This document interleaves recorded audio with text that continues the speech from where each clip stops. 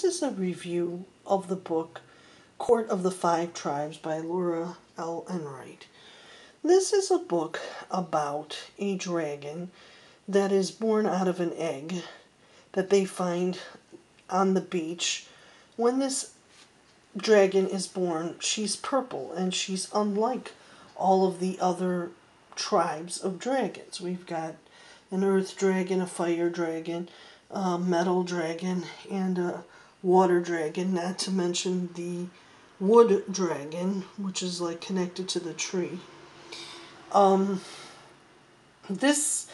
ends up happening is that this dragon pairs together with a man and with a horse.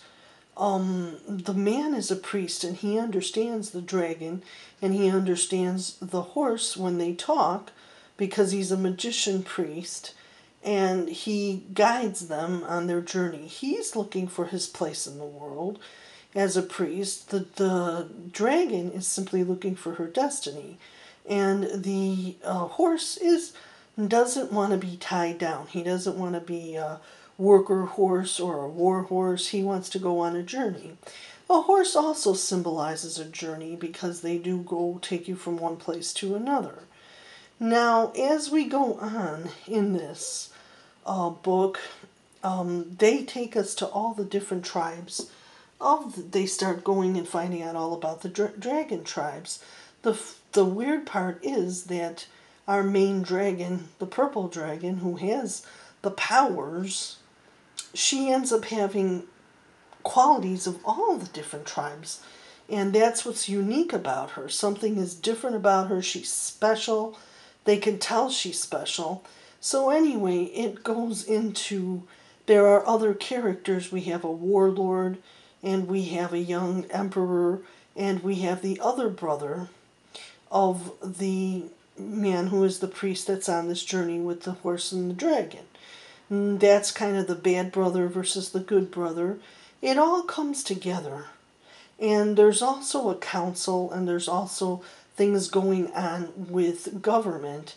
And, you know, the dragons are looking for survival, and the government is looking for, like, rules and regulations. So, you know, they're all looking for something different, and they all go into, like, it all pans out to be a big thing where all of these characters intertwined. Now, Laura Enright tends to tell you the whole background of these characters, the warlord, the two brothers, the emperor at the beginning. Later, you're not so sure how they all belong together, and those three main characters, the horse, the man, and the dragon, they're the ones who take you through all this, and then it expands to who these characters are. At the end, there is something big that happens, and the tree, there is something in the middle of this tree, and that is keeping the evil god in that tree. But now if he's unleashed, what will happen? What will happen to the young emperor? What will happen to the two brothers? And what will happen to the dragon? And what is her destiny? And all those questions are answered in this book, and it's well written. It's a lot of book in a small package, and it'll remind you maybe of, it's a fantasy book, maybe a J.R. Tolkien type of book, where people take a journey and they find out about themselves and they gain knowledge. And, it'll maybe a little bit of magic, like Harry Potter. There's magic because of the priest.